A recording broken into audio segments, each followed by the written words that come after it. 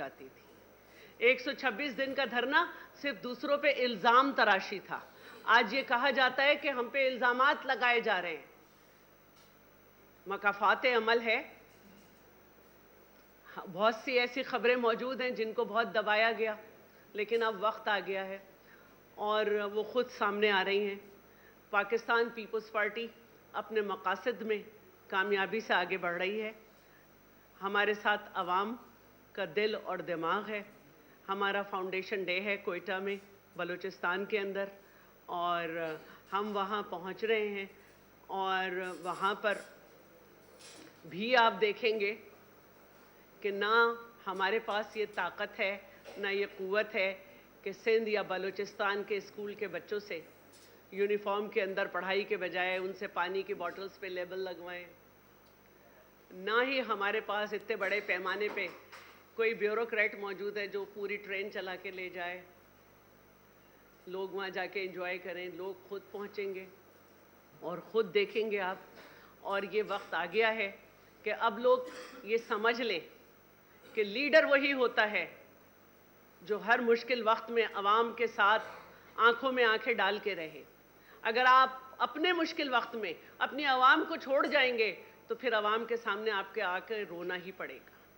अच्छा, सवाल ले लें आप? बिल्कुल ले लें। एक तरफ आप 56वां अपना योम तासीस मनाने जा रहे हैं, तो दूसरी तरफ सिंध के कई सियासी हल्के आपके नाक़िदीन सिंध की तबाही का जिम्मेदार पीपल्स पार्टी को करार देते हैं और कहते हैं कि पीपल्स पार्टी की वजह से सिंध में बेड गवर्नेंस, करप्शन और जो हुकूमती बद इंतजामी है वो है। तो क्या वाकई आप इसके भी जिम्मेदार हैं? वो अपनी उम्मत में जिम्मा लेंगे या नहीं? मेरे ख्याल में कि ये अच्छी रिवायत है और सिंध में जमहूरियत है कि हम अपने मुखालफीन की इन तमाम तनकीदों पर कोई रोना धोना नहीं कर रहे हैं। वो हमारे मुखालफ हैं, वो ये तनकीद करते हैं और उनको इरिटेशन यही है कि पीपल्स पार्टी की मौजूदगी में वो कभी भी जीत नहीं सकेंगे। तो वो बेशक तनकीद वाला अपना काम करते रहें, हम खिदमत वाले अपने जज्बे और काम की ब्याफ सिंध के अवाम के पास जाएंगे और एक मरतबा फिर मैंडेट लेके आएंगे इंशाअल्लाह वज़ीर आज़म बिलावल भुट्टो को।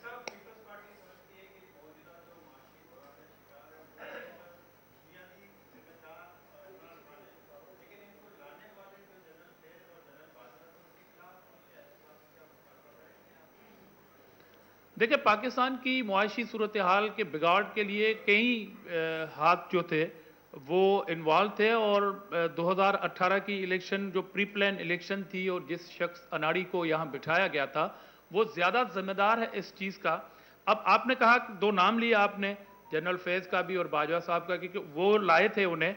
तो हमारा तो ये बिल्कुल मुतालबा है और पीपल्स पार्टी क्लियर कट ये जब पानामा का भी इशू हुआ था कि पाकिस्तान में ये इदारे तो मौजूद होते हैं जो टाइमली किसी ना किसी के खिलाफ इस्तेमाल हो जाते हैं या पॉलिटिकल विक्टिमाइजेशन करते हैं।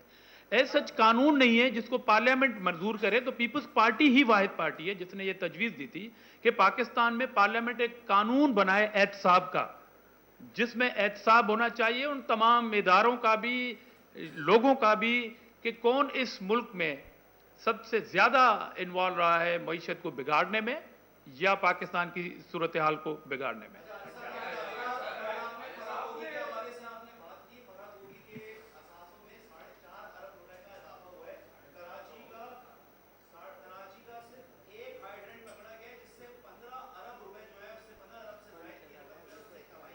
इसके अलावा और भी बहुत सारे हाइड्रेंट पकड़े थे और बहुत सारी चीजें जो निगरां वजीर हैं बल्दियात के और इसके अलावा सेहत के, वो करप्शन की दास्तानें बता रहे हैं, उनके मैसेजेस आ रहे हैं, बयान जारी हो रहे हैं। इस पर आप क्या कहेंगे? देखें, अगर कोई हाइड्रेंट पकड़ा गया है तो कौन रोकता है उसको कार्रवाई से और उन शख्सियात के खिलाफ इंक्वायरी करवाने से, और कौन मना करता है? और सिंध वाहिद सूबा है जिसके तो क्लर्क को पकड़ने के लिए भी नेब एक्टिव होती थी, जिसके ब्यूरोक्रेट को पकड़ने के लिए चीफ सेक्रेटरी की परमिशन के बगैर उनको ऑफिसों से उठाया जाता रहा था। बिल्कुल हमने कहा था कि एहतसाब करें और सिंध वाहिद सूबा था जिसमें ये इदारे एक्टिव होते थे ना एहतसाब के हवाले से। तो ये सवाल तो उन इदारों से भी बनता है ना कि उनकी कार्रवाइयां फिर कहां चली गई, उनकी कार्रवाइयों पे अमल फिर क्यों नहीं हुआ, ये वो इदारे भी बताएं। तो इसलिए मेरे ख्याल में सिंध समेत पूरे मुल्क में इस तरह की करप्शन, और फराह गोगी का नाम इसलिए लिया जा रहा है कि एक पार्टी जिन्होंने तब्दीली का नाम दिया था कि यहां पर सारे फरिश्ते बैठे हुए हैं ना, रियासत मदीना की बात की थी, तो उनके घर के अंदर से ये सारी चीजें हो रही थी, इसलिए उन पे ज्यादा सवालात बनते हैं।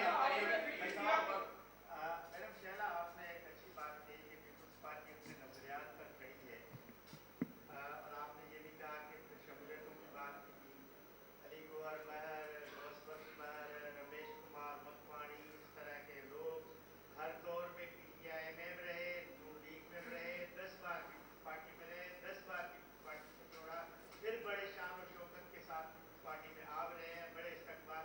ये कौन से नजरियात है? तो लौटे हैं, हर दौर के लौटे हैं, कल फिर कहीं और चले जाएंगे, अगर इक़्तिदार किसी और पार्टी को मिलेगी तो।